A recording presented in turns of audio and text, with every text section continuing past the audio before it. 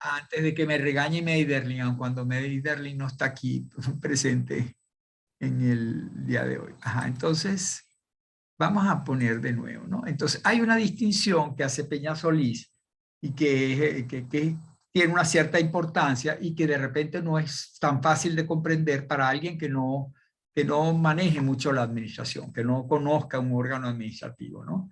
Fíjense que nosotros hemos definido el órgano como una unidad administrativa, es lo que dice el Decreto de Ley Orgánica de la Administración Pública, es una unidad administrativa a la cual se le atribuye por ley o por la Constitución unas funciones jurídicas, unas funciones que tienen trascendencia jurídica o tienen carácter preceptivo, carácter eh,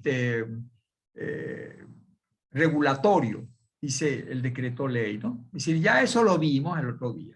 Entonces, vamos a pensar un momentico en la dirección de la Escuela de Derecho. Bueno, la dirección de la Escuela de Derecho o la dirección de la Escuela de Estudios Políticos, una dirección de una escuela. Esa es una unidad administrativa que tiene funciones jurídicas. ¿Cuáles son las funciones jurídicas? La que la ley de universidades le da a los directores de escuela. Y entonces da certificaciones de nota, bueno, dirige el consejo de escuela, es decir, varias funciones que están previstas allí. Esa es la competencia que tiene la dirección de la escuela. Ahora, la dirección de la escuela, esa competencia la ejerce a través de su titular. ¿Quién es el titular? El director de la escuela. Ahora, en la dirección de la Escuela de Derecho trabaja solo el director.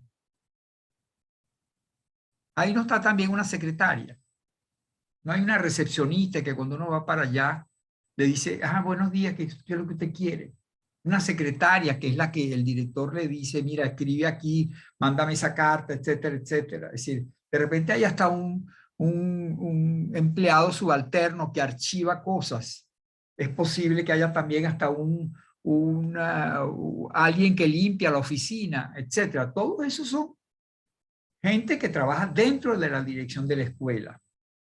Entonces, el órgano debemos entender que es todo ese conjunto, es toda esa unidad organizativa, ¿no?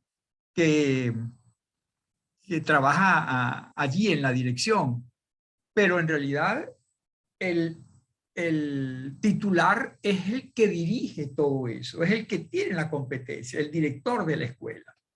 El director de la escuela tiene una relación personal con todas las personas que trabajan allí.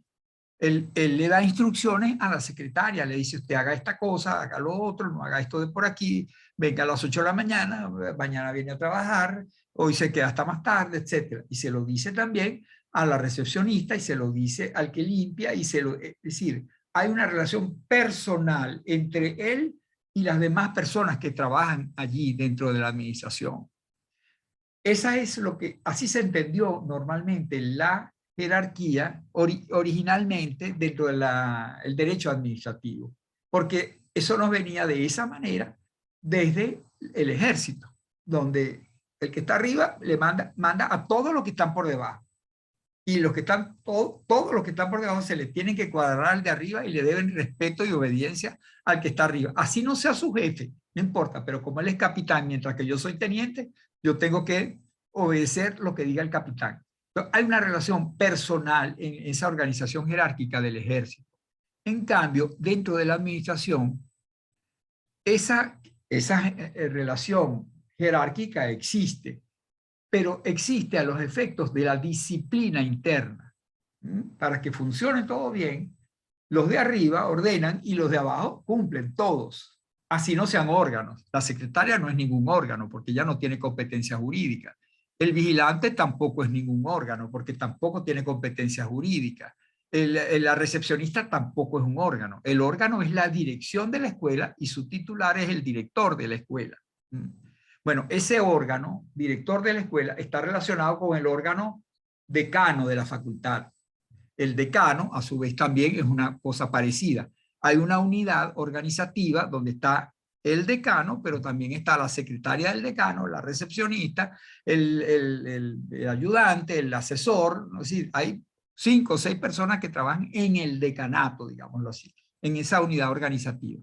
Pero el órgano es el decanato, la decana, y su titular es la decana. Ella tiene relación personal también con todos los que trabajan allí. Esa es la relación interpersonal. Pero la relación interorgánica la tiene el decano con el director, porque los dos son los únicos órganos. Y a su vez, el decano tiene relación con el consejo de facultad, que es otro órgano de la misma facultad. Y tiene relación con la rectora, tiene relación con el consejo universitario, es decir, solo con los órganos. Esa es la relación jerárquica de la que nosotros hablamos aquí. La relación jerárquica no es una relación interpersonal, sino una relación interorgánica. ¿A qué efectos? Para ver cómo se desarrolla la competencia. Lo que estábamos hablando antes. Los órganos se determinan o se reconocen o son significativos por la competencia que ejercen. Y de acuerdo con la ley de universidades, tienen competencia el consejo universitario, el rector, los vicerrectores, el consejo de facultad, el decano, el director. Esos son los órganos para la ley de universidades. Ahí no aparecen ni el vigilante, ni la aseadora, ni la mecanógrafa, ni el recepcionista, ni el telefonista. Ahí no aparecen en la ley de universidades. ¿Por qué? Porque no tienen competencia, no son órganos.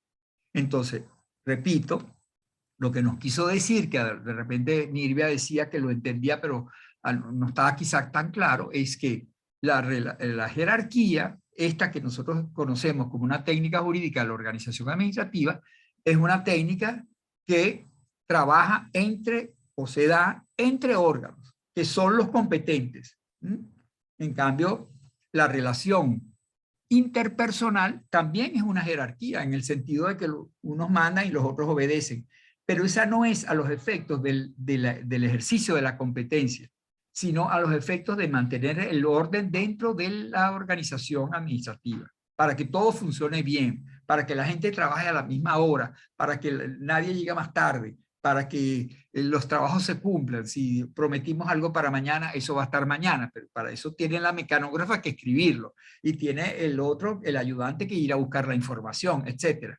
Todos tienen que colaborar para que el trabajo se dé. Y por eso es que hay una jerarquía desde el punto de vista disciplinario, pero esa no es la jerarquía de la que nosotros estamos hablando aquí, si se quiere.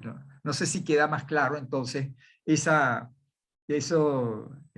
por eso yo lo distingo aquí, la doble concepción entre la jerarquía, la relación interpersonal, que es el origen de esta técnica, pero hoy en día es una relación interorgánica, entre órganos, solamente los órganos que ejercen competencia, que tienen asignadas competencias, entre las distintas unidades organizativas con competencia, que son los órganos. ¿Ok? Ahí, y ahí está, pues entonces fíjense ustedes que Nirvia nos habló de los requisitos para que exista la relación jerárquica. Primero, que hayan varios órganos. Es decir, no tiene sentido cuando hay un solo órgano, no hay relación jerárquica, pues digámoslo así, ¿no? Porque, o sea, ¿quién va a mandar? Ese órgano no manda más nadie. O sea, la jerarquía es para que haya uno que manda y otro que obedece, ¿no? Entonces, tiene que haber varios órganos. Hay una relación entre órganos distintos, ¿no?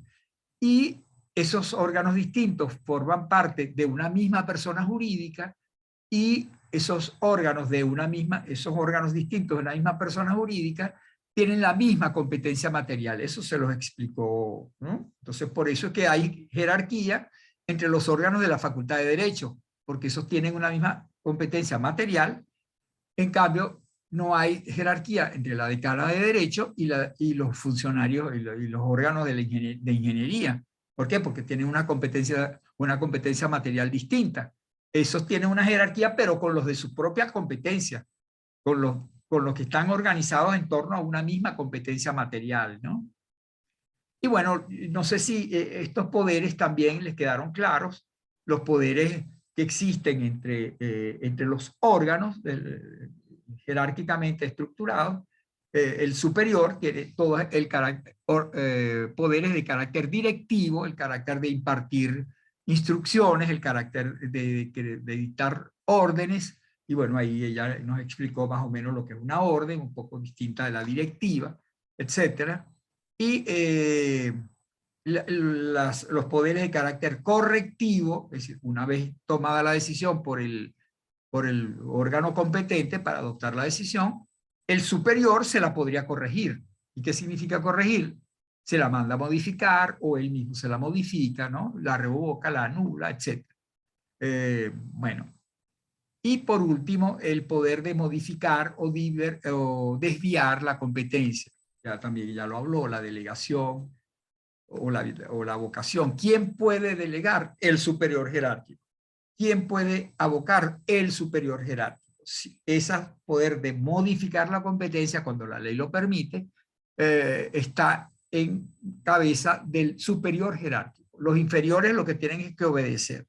Tienen que sufrir la consecuencia, digámoslo así, de lo que decidió el superior jerárquico. Si el superior jerárquico le delega al inferior, el inferior tiene que cumplir con esa delegación, porque él no puede hacer sino recibir la delegación y cumplir con la responsabilidad que le implica ser ahora delegado en esa materia, tener competencia por delegación. Bueno, hasta ahí pues digamos las aclaratorias que de repente me parece que podrían hacerse, pero yo no sé si ustedes tienen algunas preguntas, algunos comentarios, la misma Nirvia. Después vemos las excepciones a la relación jerárquica, que también Nirvia las explicó bien, pero de repente podríamos aclarar algunas cosas. Quedó bien entonces el tema de en qué consiste la jerarquía, esa distinción entre la jerarquía entendida como una relación orgánica o interorgánica y una relación interpersonal. Podríamos voy a suspender esto para ver. No sé, Sí, ¿tienen alguna pregunta? Ajá. ya me aclaró un poquito más. Ok, bueno, está bien. Ojalá, Sí, ahora lo para eso. pudiéramos así como usted lo hace, tan fácil. Claro, quizás porque, por eso les digo, porque a veces uno le es más fácil, más sabe el diablo por viejo que por diablo. ¿Cómo es la cosa? Y además por experiencia, es decir, yo he estado en muchos órganos administrativos, yo he sido asesor de consejos municipales, de direcciones municipales, de consultorías jurídicas de ministerio, estuve en la Procuraduría en una época también como asesor, he estado en la universidad y la universidad es una enseñanza en materia de organización administrativa, porque allá hay muchos órganos, y órganos individuales, órganos colegiados, el tema de la jerarquía, todo eso se da dentro de la universidad, ¿no? Entonces, es como más fácil, pues para cuando uno sabe cómo... eso es como, yo recuerdo cuando yo estudiaba mercantil, en cuarto año creo que fue, que estaban los títulos valores. Y yo no, y el profesor de mercantil hablaba de aquello y la distinción entre el cheque y el pagaré, y yo decía, Dios mío, pero eso y la letra de cambio, yo no entendía nada. Eso, claro, me imaginaba, pero no le veía realidad. Yo digo, pero eso funcionará en la vida real, tal como lo está diciendo. Entonces, una letra de cambio que un comerciante aquí en Caracas le dice a un comerciante en Valencia, págale a fulanito, y entonces, ¿cómo es eso? Pero yo de verdad que no lo entendía, ¿no? Y yo empecé a entenderlo un día en que alguien me dio un cheque. Mi papá, mi mamá, no me acuerdo, un cheque y anda a cobrarlo al banco. Entonces, yo por primera vez en mi vida vi un cheque.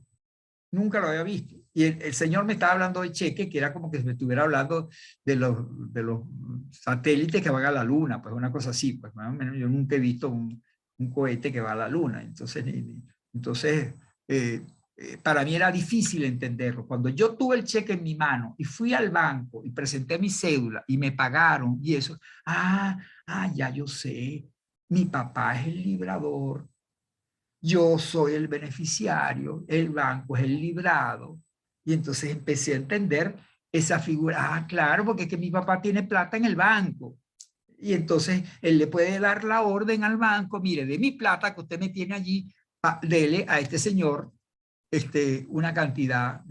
¿Por qué me la está dando? Bueno, al banco no le interesa. Lo que tiene es una orden de que yo le dé, de que me den la plata, y él me da la plata. Yo sé ¿por qué me está dando la plata a mi papá? ¿Para que le vaya a comprar algo? ¿O porque me está pagando algo que me debía? ¿O esa es mi mesada? No sé, pues. Esa es una relación entre él y yo. No es una relación entre él y el banco. Ni entre el banco y yo, tampoco.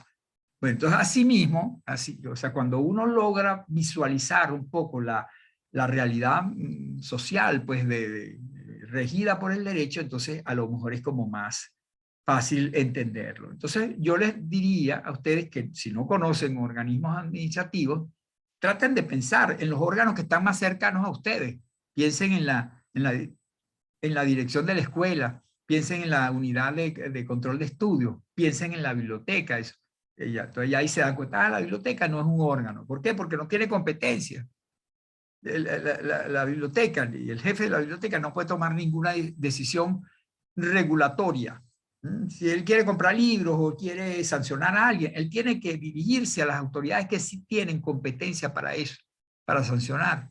Él puede denunciar a un alumno que se comportó mal ante el director de la escuela, ante el decano y eso. Entonces, porque ellos sí tienen competencia para hacer algo, aun cuando tanto la dirección como como la biblioteca son unidades administrativas distintas, que se ocupan de cosas distintas. Pero mientras la dirección es un órgano porque tiene asignadas competencias jurídicas de carácter regulatorio, de carácter preceptivo, en cambio la biblioteca no. La biblioteca cumple labores materiales, presta un libro, limpia los libros, los repara, le da una ficha para que sepa quién fue el que se llevó el libro. Esas no son labores jurídicas propiamente, no son jurídico-administrativas, pues digámoslo así, ¿no? Entonces, bueno, Nirvia quería decir algo, por favor. Nirvia, estás levantando la mano. Activa tu micrófono, por favor. Perdón. En relación a eso es cuando uno, por ejemplo, yéndonos al caso de la universidad, que como estudiante, pues, o como empleado tiene algún problema, le dicen a uno, tienes que cumplir con las instancias pertinentes, ¿no?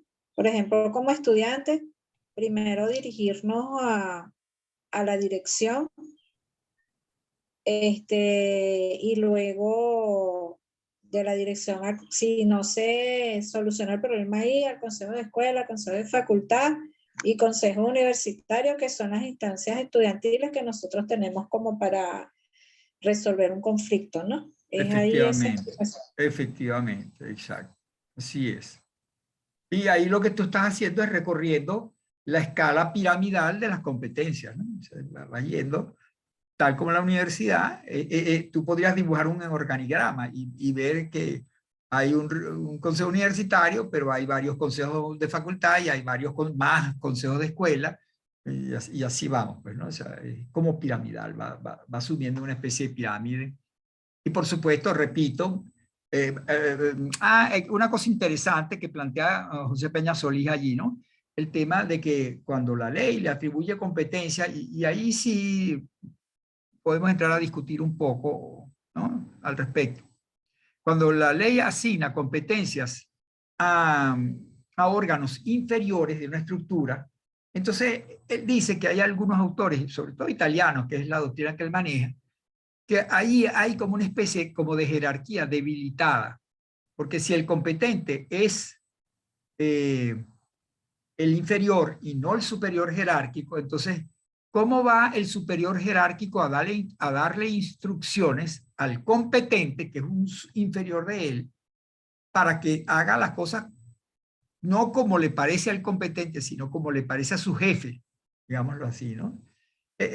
Entonces, él hace una distinción entre cómo era la administración cuando había una especie como de asignación indiferenciada de competencias, que era una organización bastante primitiva, podríamos decir, ¿no? En Europa, en el siglo XIX, primitiva relativamente, pues estamos hablando del Estado de Derecho, ya hay un Estado de Derecho, la administración sometida al derecho, etcétera, pero entonces la administración era una administración, estoy pensando en Francia, ¿no? Una administración ministerial. Cada uno de los ministerios tiene una competencia material, ¿no? Educación, salud, defensa, etcétera. Y entonces las competencias vienen asignadas como al supremo jerarca de esa organización, al ministro, que tiene como que todos los poderes con respecto a su ministerio. Entonces, las competencias raramente iban asignadas a un inferior del ministro. Siempre al ministro, pues digamos al ministerio. Y él como superior jerarca, como supremo jerarca, él era el competente de todo lo que hacía el ministerio. Entonces, si bien dentro del ministerio había jerarquía, la jerarquía era personal, era hacia todos los que estaban debajo de él, que no tenían competencia. Esa es la idea que dice Peñasolí. Ellos eran una organización técnica, podríamos decir, pero no jurídica, en el sentido de que por debajo del ministro no había nadie con competencia propia.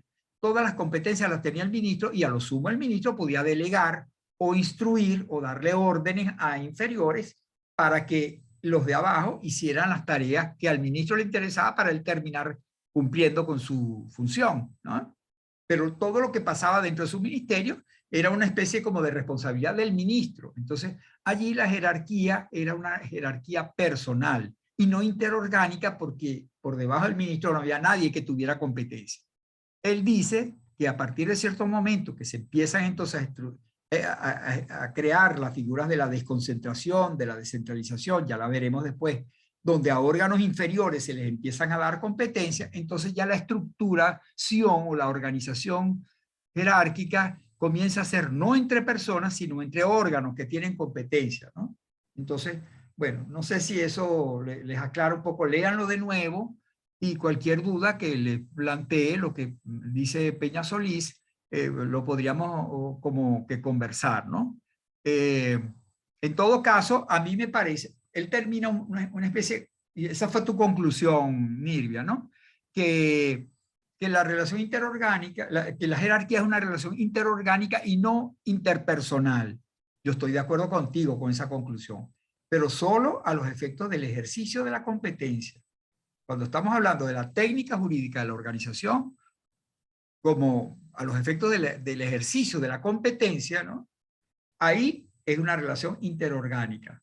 Pero cuando estamos hablando del régimen disciplinario de una organización, entonces es una relación personal. Si la secretaria del director no le puede faltar el respeto al director, aun cuando ella no tenga competencia, ya no es un órgano, ya no tiene competencia, ya no tiene una relación interorgánica con el director, ella tiene una relación personal con el director. Si ella le falta el respeto al director, ella puede abrírsele un expediente y ser sancionada. Entonces, repito, no a los efectos del ejercicio de la competencia, porque esa secretaria no tiene competencia para nada, pero sí a los efectos del mantenimiento del orden disciplinario dentro de una estructura administrativa, que también es importante. Eso es parte del derecho administrativo. El régimen disciplinario, ya lo veremos después cuando hablemos de los funcionarios públicos. Los funcionarios públicos, uno de sus deberes principales es el de obediencia, el de respeto hacia la institución en general, hacia sus compañeros, pero también hacia el superior. Entonces, y faltar a ese deber puede acarrearle responsabilidades disciplinarias, ¿no? Aun cuando, repito, los de abajo no tengan ninguna competencia, ¿no? La decana le da la orden a la secretaria de que haga tal cosa y no lo hace, ella está incumpliendo con su deber funcionarial, digámoslo así. Aun cuando esa orden no podría la decana darle una orden de que la secretaria ejerza una competencia. La secretaria no puede recibir delegación de nada, pues porque ella no es un órgano, ella no puede recibir competencias, ¿no? Entonces, si esto les queda claro, esa distinción entre la jerarquía propiamente dicha, la que nos interesa a nosotros como técnica jurídica de la organización, que es interorgánica, y es solo entonces entre órganos competentes, ¿no? En cambio, la otra disciplina, la otra jerarquía disciplinaria, esa la veremos después, cuando hablemos de los funcionarios públicos, ¿no? Que un funcionario público puede ser funcionario público y no ser órgano, no tener ningún carácter de órgano, pues no ser titular de ningún órgano, digámoslo así, ¿no? Bueno, no sé si tienen alguna... bueno, había quedado también lo que me pareció interesante, que de repente los detuviéramos un momentico, en el tema de las pretendidas o las excepciones a la jerarquía. ¿Qué son las excepciones a la jerarquía? Bueno, justamente aquellas situaciones que se dan dentro de una organización administrativa donde un órgano, estamos hablando de órganos con competencia, un órgano que en principio debía ser subordinado jerárquico de otro órgano, que es su superior, sin embargo, no está jerarquizado. Es decir, no tiene una obligación de obedecer órdenes jerárquicas de su superior. Entonces, ¿cuáles son los ejemplos? Es decir, lo normal es que los órganos administrativos estén jerarquizados. Cada vez que ustedes vean una organigrama con órganos arriba y otros órganos abajo y más abajo, díganse de una vez, el de arriba manda y el de abajo obedece. ¿Por qué? Porque el de arriba es superior jerárquico del de abajo. Y ese del medio es superior jerárquico del de más abajo. Y así sucesivamente. La relación que se da entre los órganos, naturalmente, digamos, por principio, es una relación jerárquica. El de arriba manda y el de abajo obedece. Sin embargo, hay casos donde no es así. Entonces, veámoslo rápidamente. Están ejemplificados en el esquema. Primero, órganos con autonomía funcional. Ya la veremos en la clase del jueves. ¿Qué es la autonomía? La autonomía funcional es aquella, la autonomía es una cierta libertad de actuación, ¿no? Un cierto grado de libertad de actuación. Es decir, lo contrario a la jerarquía. El inferior jerárquico en principio no es libre de tomar una decisión como le parezca bien. Él tiene que seguir instrucciones, él tiene que actuar de conformidad con lo que el superior le diga, ¿no? Y si no lo hace así, le pueden corregirla, le pueden, ¿cómo se llama? Pueden modificar, están los mecanismos correctivos, ¿no? Pueden modificar, anular, incluso hasta sancionar, ¿no? Entonces, cuando los órganos tienen autonomía funcional, entonces esos órganos no están sometidos a una relación jerárquica. Cuando un órgano tiene autonomía funcional, en primer lugar, por previsión normativa. Hay normas que dicen, se crea un órgano así asado que tiene autonomía funcional. Es el caso, por ejemplo, de la Procuraduría General de la República o de la Contraloría, etcétera, que lo dice la Constitución, tienen autonomía funcional, libertad para ejercer su función. Ellos están allí para ejercer esa función que tienen atribuida, la ejercen con autonomía, con libertad de criterio, según lo que les parezca y siempre y cuando respeten la ley, por supuesto, en el cumplimiento del principio de legalidad, pero de acuerdo con sus propios criterios. No reciben órdenes ni instrucciones sobre cómo ejercer esa función, ¿no? Pero también a veces hay casos en los cuales el ordenamiento jurídico crea órganos sin decir que tienen autonomía funcional. Sin embargo, por la naturaleza de la función que realizan, por la naturaleza del órgano, entonces la doctrina y la jurisprudencia han entendido que tienen autonomía y les garantizan esa autonomía. Es el caso de órganos que tienen funciones de control. Cuando se crea un órgano para que controle a otros, naturalmente tiene que hacerlo con autonomía, porque nadie que esté sometido a una relación jerárquica puede controlar libremente y objetivamente al que es superior a él. Eso no tiene mucho sentido, pues, ¿no? Por eso es que las Contralorías General, General de la República, las Contralorías Estadales, todos esos órganos que están creados para ejercer control sobre otros, tienen autonomía funcional. Ellos ejercen su función de control con entera autonomía. Luego, cuando para el ejercicio de la función se requieren conocimientos especializados, hay varios órganos que se crean justamente para que para que aporten su conocimiento profesional, su conocimiento técnico. Los jurados, el jurado de un examen tiene autonomía. Yo como profesor tengo autonomía porque lo garantiza la ley de universidades. Yo tengo autonomía de cátedra. Yo imparto la materia como me parece adecuado, de acuerdo con mi conocimiento. Pero cuando se integra un jurado en el examen final, ese jurado también tiene autonomía, que no lo dice la ley, pero es natural que ese jurado goce de autonomía. No puede el director de la escuela decirle, pase a este alumno, raspe a este otro, hágale un examen de esta manera, no puede. O sea, el jurado tiene autonomía para realizar su función de evaluar a los estudiantes. Un jurado de ascenso, cuando un profesor va a ascender, tiene que presentar un trabajo de ascenso. Bueno, cuando se nombra un jurado, entonces es para que lo ejerza con autonomía. No es el consejo de facultad el que va a juzgar si el profesor hizo bien su trabajo o no, es un jurado que tiene conocimientos especializados y se nombra ese jurado de acuerdo con su conocimiento, con su experticia. Tienen que tener una categoría superior al que va a ser examinado.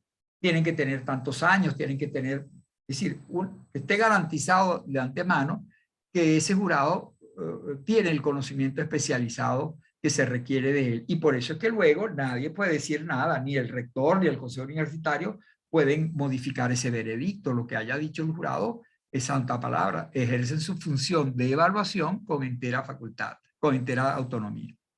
O sea, no están jerarquizados, no están sometidos a una jerarquía.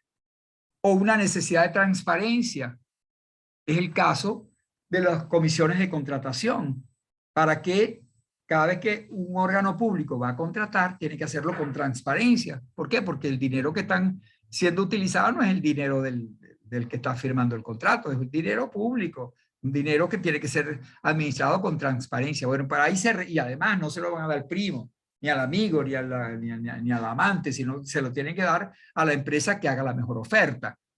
Y hay que hacerlo entonces de acuerdo con criterios de objetividad, con criterios técnicos. Esa comisión de contrataciones debe entonces actuar con autonomía, no recibe instrucciones cuando va a ejercer su función de garantizar la transparencia, la objetividad, la igualdad entre todos los concursantes, ¿no? Bueno, entonces ese es el caso. O sea, cuando un órgano tiene autonomía funcional, no está sometido a jerarquía. Ya sea que la autonomía le venga porque la norma lo dice, o ya sea porque, aun cuando la norma no lo dice, las funciones que ejercen tienen que ser realizadas con autonomía. Es el caso de las comisiones electorales. Las comisiones electorales tienen que actuar, obviamente, con autonomía, justamente para que haya transparencia en el proceso electoral, ¿no? En el caso de los órganos colegiados, lo dijo también Nirvia. Un órgano colegiado actúa justamente por contraposición de opiniones, por deliberación. Alguien somete una propuesta, los otros opinan y al final gana la decisión, se adopta la decisión que tenga la mayoría de votos. Bueno, entonces es un principio fundamental de todo órgano colegiado que hay libertad de deliberación, libertad de decisión para cada caso concreto que les corresponde decidir. Por lo tanto, entonces, ese órgano colegiado no puede recibir instrucciones de otro órgano dicho superior. Por ejemplo, el consejo de facultad no puede recibir órdenes del consejo universitario, ni del rector, ni de nadie. ¿Por qué? Porque el consejo de facultad, en el ejercicio de sus funciones, es autónomo. Nadie le puede dar instrucciones sobre si decide algo o decide una cosa distinta. Los órganos colegiados son, en el ejercicio de sus funciones, autónomos, no reciben instrucciones de... Es una autonomía relativa, pues porque sí hay una cierta jerarquía. El consejo de facultad decide y luego esa decisión será revisada por el superior. Puede ser revocada por el consejo universitario, pero lo que no puede el consejo universitario es darle instrucciones previas, órdenes previas al consejo de facultad, ¿no? Y por último, el tema de la obediencia reflexiva, que finalmente terminamos no hablando mucho de él, Nirvia. Yo les voy a dejar un poquito ese tema para que lo vean en el libro de Peñasolís, porque no es sencillo. Peñasolís habla de esa bendita obediencia reflexiva desde cuando habla de, cuando empieza a analizar la eventual contradicción entre la ley orgánica de salvaguarda del patrimonio público y la Constitución. Y de lo que se trata, se lo voy a plantear rápidamente, ustedes después lo van a leer y comenzamos la próxima clase un poco por allí, a ver si lo entendieron, que no entendieron, qué conclusiones podrían... El que traiga una buena solución sobre el caso, lo expone al comienzo y va a tener 3 puntos asegurados para la nota del parcial. ¿Mm? Que es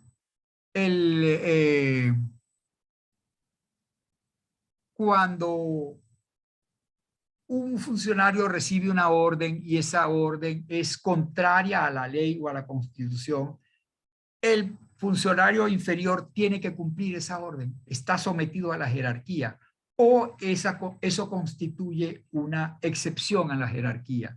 El inferior le puede decir al superior: no, jefe mío, yo lo respeto mucho, pero yo esa orden no la voy a cumplir porque es ilegal o es inconstitucional. Entonces, ¿qué debe prevalecer en ese caso? ¿El respeto a la Constitución o el respeto a la jerarquía? El subordinado jerárquico debe respetar la Constitución por encima de las órdenes que le den, o el subordinado jerárquico debe respetar a su jefe independientemente de que esté con ello violando la Constitución. Ese dilema es el que se plantea allí en relación con esa denominada obediencia reflexiva, que sería contraria a la obediencia debida. La obediencia debida es aquella que no queda más remedio que cumplirla. La reflexiva es aquella que permite decir: no, yo no cumplo eso